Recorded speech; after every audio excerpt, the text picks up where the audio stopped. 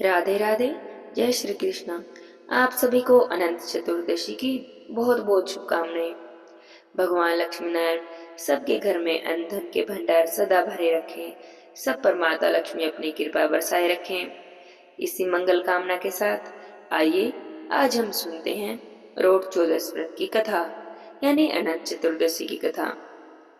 एक समय की बात है, किसी गांव में एक साहूकार और साहूकारनी रहते थे। उनका एक बेटा और एक बहू थे। साहूकार का बेटा धन कमाने के लिए विदेश जाता है। जाते समय अपनी माँ से कहता है, माँ, मैं जब तक न आऊं तब तक परिंदे का पानी खत्म मत होने देना और चूल्हे की आग को बुझने मत देना। यह कहकर वह प्रदेश चला गया। अब बहू इस बात का हमेशा ध्यान रखती है कि कभी भी परिंदे का पानी खत्म ना हो और चूल्हे की आग ना बुझे। इस तरह कई साल बीत गए। एक दिन उनके घर के चूल्हे की आग बुझ जाती है और परिंदे का पानी भी खत्म हो जाता है। यह देखकर बहू घबरा गई और जल्दी से कुएं पर जाकर पानी लाकर भर देती है। अब वह आग मांगने अपने पड़ोस में जाती है। पड़ोसन उससे कहती है कि आज हमारे घर में कुछ भी उधार नहीं दिया जाता। वो पूछती है, ऐसा क्यों?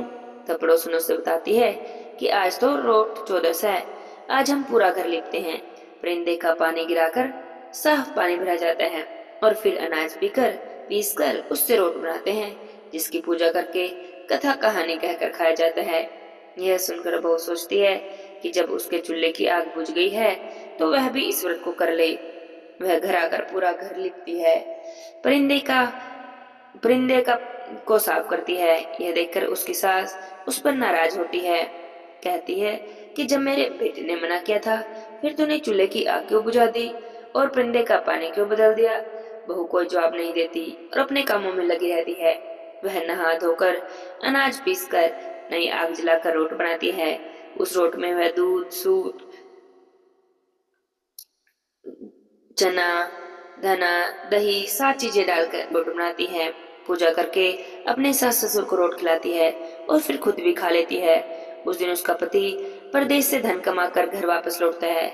जैसे ही वह गांव के पास पहुंचता है, तभी उसे रास्ते में एक सांप मिलता है, जो उससे कहता है कि मैं तेरा काल हूँ और मैं तुझे डसूंगा। तो वह कहता है कि मैं तो कई सालों के बाद अपने घर जा रहा हूँ। मेरे बूढ़े माँ बाप मेरा रास्ता देख रहे हैं, मुझे उनसे मिलने दे। फिर रात को तुम मेरे घर आ जाना। मैं अपनी पत्नी की चोटी पलंग से लटका कर रखूंगा। तुम उस पर चढ़ जाना और तुम मुझे उस डस लेना। सांप उसकी बात को मान लेता है और उसे जाने देता है। अब वह लड़का घर पहुंचता है, खाना खाकर सो जाता है। उसकी पत्नी थकी हुई होती है। वह रोट की कहानी अपने कमरे अपने कमरे में रखकर सो जाती है। लेकिन उसके पति को नींद नहीं आती, क्योंकि उसे पता था कि आज रात सांप आक्रोश से डसेगा। आधी रात के बाद सांप आता है और बहू की चोटी के ऊपर से चढ़ने लगता है। अब रोट में बैठे धना, चना, दूध, सूत सब सोचने लगते हैं, इस बहू ने पहली बार रोट बनाए हैं। यदि आज इसके पति को सांप ने डस लिया तो हमें तो कोई नहीं मानेगा, ना ही कोई पूजा करेगा। इसलिए हमें सांप को मारकर इसके पति को बचाना होगा। ऐसा सोचकर वह सब अलग अलग हथियारों का रूप धर लेते हैं। कोई तलवार, कोई ढाल, तो कोई कटार बनकर रोड से निकल कर उस सांप को मार मार कर टोकरी से ढक देते हैं और वापस रोड में ही चले जाते हैं। अब बहू का पति चुपचाप यह सब देखते रहता है। निश्चिंत होकर वह सो जाता है। बहू सुबह सवेरे उठकर अपने घर के कामों में लग जाती है। जब बेटा उठता है तो माँ बाप उससे पूछते हैं, बेटा, आज तो तू खूब सोया। बेटा अपनी माँ से पूछता है, माँ, कल तुमने क्या बनाया था? क्या पूजा थी? उसकी माँ नाराजगी में कहती है, बेटा, तू जो कह कर गया था, बहू ने वैसा कुछ भी नहीं किया। परिंदे का सारा पानी गिरा दिया, चूल्हे की आग भी बुझा दी, पड़ोसन के कहे अनुसार रोट बनाए और पूजा करके खाना खिलाया। तब वह लड़का अपनी माँ को बताता है कि माँ, कल मेरा काल आया था और इसी रोट ने मेरी जान बचाई है। उस दिन के बाद से राजा ने पूरे नगर में ढिंढोरा पिटवा दिया कि अब तो सब लोग अपने परिवार की सुरक्षा और समृद्धि के लिए अनंत चतुर्दशी के दिन रोट बनाएंगे और उनकी पूजा करके कथा कहानी कहेंगे। इसके पश्चात रेशम व सूत के अनंत को पूजा के बाद गले या बाजू पर बांधा जाता है। रोट महाराज जैसे बहू पर टूटे, वैसे सब पर टूटना। जैसे उसका सुहाग भाग बनाए रखा, ऐसे सब पर अपनी कृपा बनाए रखना। कथा कहानी अधूरी हो तो पूरी करना, पूरी हो तो मान करना।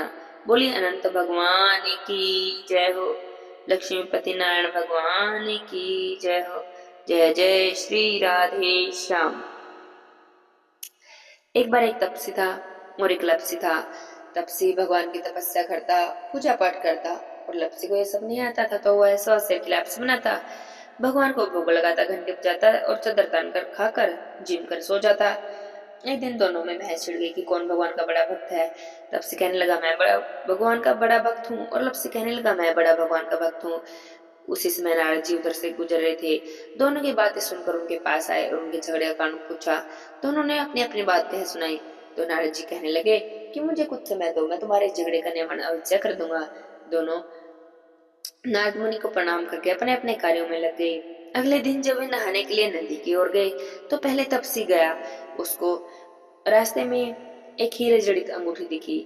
अंगूठी को देखकर उसने मन में सोचा कि यह तो बड़ी महंगी अंगूठी लगती है, इसे बेचकर तो खूब पैसा मिलेगा, जिसे बेचकर मैं खूब हवन तप यज्ञ करूंगा और मैं ही भगवान का बड़ा भक्त कहलाऊंगा। यह सोचकर वह अंगूठी को अपने साथ ले आया और उस दिन तो उसका पूजा तपस्या में भी मन नहीं लगा, उसी के बारे में ही सोचता रहा। लपसी जब नहाने के लिए गया तो उसे भी अपने रास्ते में वैसे अंगूठी दिखाई दी, पर उसने अंगूठी को देखकर सोचा न जाने किसकी गिर गई है, जिसकी होगी बड़ा परेशान हो रहा होगा। और यह सोचकर उसने अंगूठी पास के ही मंदिर में भगवान के चरणों में रख दी, यह सोचकर कि जो भी आएगा आकर अपने अंगूठी को ले लेगा। और आकर 100 सेर की लापसी बनाई, भगवान को भोग लगाया, घंटी बजाई और खुद जिम्मा और चादर तानकर सो गया। थोड़ी देर के बाद नारद मुनि जब उनके घर पधारे तो दोनों ने उठकर प्रणाम किया। जैसे उठा तो तपसी के पैरों के नीचे से वह अंगूठी निकली। तो नारद मुनि जी भगवान कहने लगे देखे तपसी, तुमने इतनी पूजा की तपस्या की, लेकिन फिर भी तेरे मन का लालच नहीं गया, जिससे तेरी सारी पूजा तपस्या सब कुछ भंग हो गई है, सब कुछ नष्ट हो गया है। यह सुनकर तपसी को अपने भूल का एहसास हुआ, जोर जोर से रोने लगा। कहने लगा आप ही बताइए मुझे मेरी तपस्या और पूजा का फल कैसे मिलेगा, आप मुझ पर कुछ कृपा कीजिए। यह कहकर बार बार माफी मांगने लगा। नारद मुनि जी का मन पिघल गया और उन्होंने कहा कि जो कोई पूजा करते समय दिया जलाकर हाथ नहीं जोड़ेगा, उसकी पूजा तपस्या का फल तुम्हें मिल जाए, आधा फल तुम्हें मिल जाएगा। जो भी ब्राह्मण को भोजन करवाकर दक्षिणा नहीं देगा, उसकी पूजा तपस्या का आधा फल तुम्हें मिल जाएगा। जो भी किसी भी व्रत या कथा कहानी के समय कथा का जोड़ा नहीं कहेगा या तपसी लपसी की कहानी नहीं कहेगा, उसकी पूजा तपस्या का आधा फल तुम्हें मिल जाएगा। जो भी दान करके उसके ऊपर दक्षिणा नहीं देगा, यानी साड़ी ब्लाउज देकर उसके ऊपर दक्षिणा रखकर नहीं देगा, उसकी पूजा तपस्या का आधा फल तुम्हें मिल जाएगा। इसलिए हमें हर कथा कहानी में कहानी का जोड़ा अवश्य कहना चाहिए या तपसी लपसी की कहानी कहनी चाहिए। राधे राधे।